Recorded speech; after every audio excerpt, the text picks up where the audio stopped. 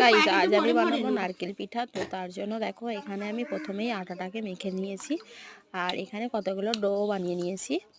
আর এখান থেকেই প্রথমে আমি একটা ডো নিয়ে নিয়েছি। আর এখানে দেখো দাঁড়াপসাও এসেছে, আর দাঁড়াপসা এসে দেখো তোমাদেরকে হাই করে দিল।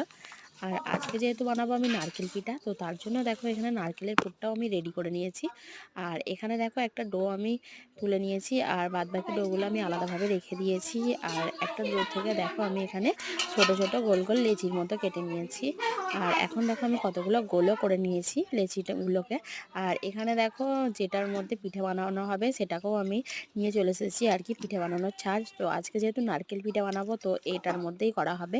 আর এখানে দেখো আমি প্রথমেই ডোগুলো গোল গোল করে নিয়েছিলাম লেচির মতো করে, সেখান থেকেই আমি কতগুলো নিয়ে এখানে দেখো খুলি বানিয়ে নিচ্ছি। আর এখানে দেখো কতগুলো খুলি বানানো হয়ে গেছে। আর এখন আমার দিদি এই খুলিগুলোর মধ্যে নারকেলের পুরটা দিয়ে নিচ্ছে।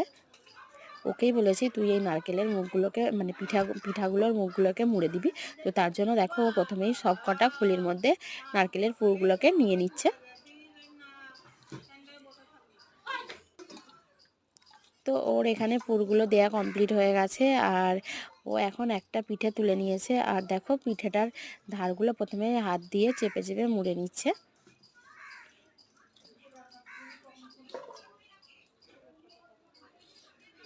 তারপরে দেখো ও আঙুলের সাহায্যে ডিজাইন করে নিচ্ছে পিঠের ধারগুলোকে, যাতে পিঠেগুলো সিদ্ধ হবার পরে যাতে খুলে না যায়।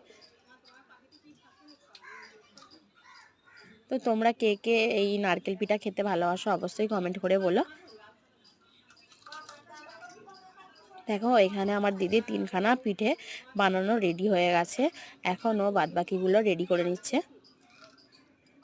তো তোমাদেরকে সমস্ত পিঠেগুলো রেডি করার পরে আবারও দেখিয়ে দিলাম। দেখো এখানে পুরো সব পিঠেগুলো রেডি হয়ে গেছে।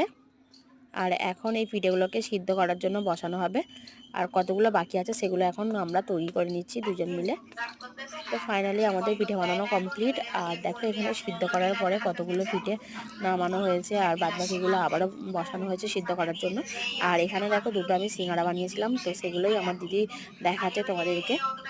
তো আজকের ভিডিওটা এটুকুই। তো ভিডিওটা কেমন লাগলো অবশ্যই কমেন্ট করে বলো। আর যদি ভিডিওটা ভালো লাগে তো অবশ্যই চ্যানেলটাকে সাবস্ক্রাইব করে দিও। টাটা।